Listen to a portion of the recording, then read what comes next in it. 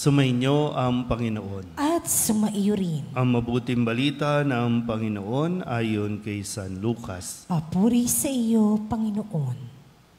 Noong panahong iyon, pagkatapos magsalita ni Jesus, siya'y inanyayahan ng isang Pariseo upang kumain, kaya't pumunta siya sa bahay nito.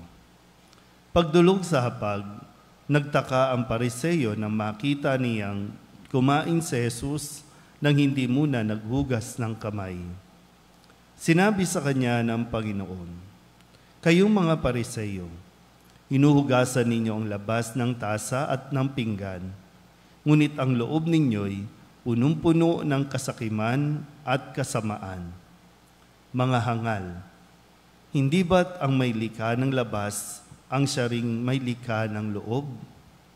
Ngunit ipamahagi muna ninyo sa mga dukha ang mga laman ng mga sisidlan at magiging malinis ang lahat ng bagay para sa inyo."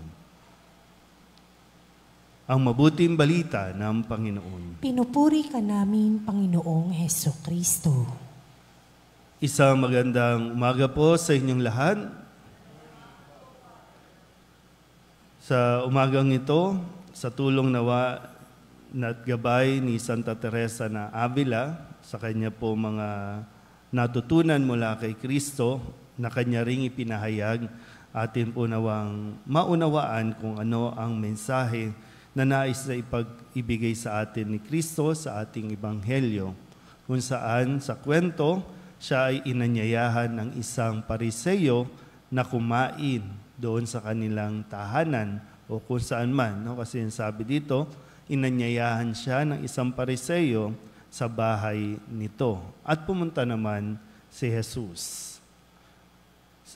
Kumbaga, si Jesus, bagamat ang mga Pariseo ay kilala bilang mga bashers niya, bilang mga kritiko, bilang mga taong laging naghahanap ng ikakasira o makikitang pwede nilang ibato kay Jesus na paglabag sa mga kautusan.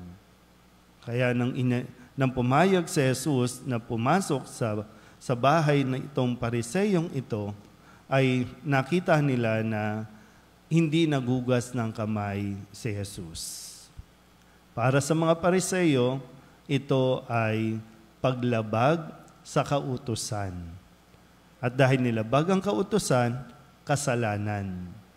Kaya para bang mahirap po talaga kapag naging rigid tayo sa paggamit ng mga batas. Mga batas na hindi naman talaga, wala namang magagawa sa buhay natin at hindi tayo maililigtas ng mga ganitong batas. Kasi sabi nga, hindi nagugas ng kamay si Jesus bago kumain. So itinuturing na ng mga Pariseo kasi sila nga yung nagpapatupad o sila yung lagi nagpapaalala sa mga tao, ay sa dami ng batas na ginawa ng mga Pariseo, umabot na ng 600. Yung 10 utos ay naging 600 na dapat ay sundin, dapat alam ito ng bawat Hudyo. Kaya ngayon ay ibinato ni Jesus sa kanila, hindi man tahasan, pero sinabi nila na, kung tutusin talaga, derechahan na. Kasi sabi niya, hinuhugasan ninyo ang labas, pero ang loob, hindi ninyo hinuhugasan. So mga Pariseo po ay mahilig lamang na magpakitang tao. Ang mahalaga sa mga Pariseo ay kung ano ang makikita mula sa panlabas. Pero madalas din natin naririnig, nakikita ng Panginoon kung ano ang nasa ating kalooban, kung bakit natin ginagawa ang lahat ng mga panlabas na ito, ang lahat ng mga nakikitang ito ng mga tao. Kasi madaling palakpakan ng tao, madali kang purihin ng tao, base sa nakikita sa panlabas. Pero alam natin kung ano ang motivation, ano ang dahilan mo, kung bakit mo ginagawa ang lahat ng ito. Maging ang pagtulong sa kapwa, maging ang mga pag-aabot ng mga tulong. Kaya nga ngayon, lahat, maraming tao ngayon ang mabubuti.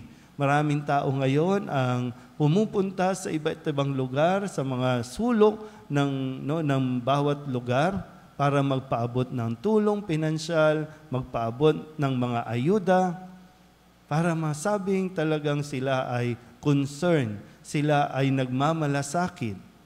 Pero sa panahon lang na iyan, kasi yung mga panahon na inaasahan sila, hindi naman natin talaga sila nakikita.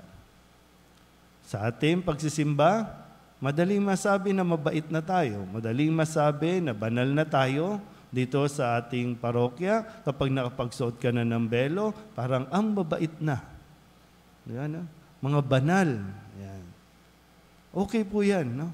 Okay yan. Maganda po yan. Pag nakasuot ng ganito, di ba? Para ang bait-bait ko na. Pero ang tinitingnan ng Panginoon ay kung gaano kalinis ang ating kalooban. Ito yung mas gusto ni Jesus.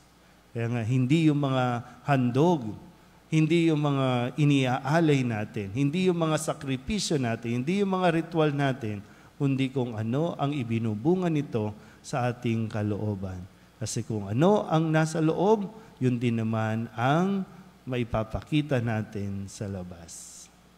At sana po, pawang kabutihan at unti-unti ay talagang ma-purify natin, malinis natin ang nilalaman ng ating kalooban upang ito rin ay mag-reflect sa panlabas nating kaanyuan. Amen?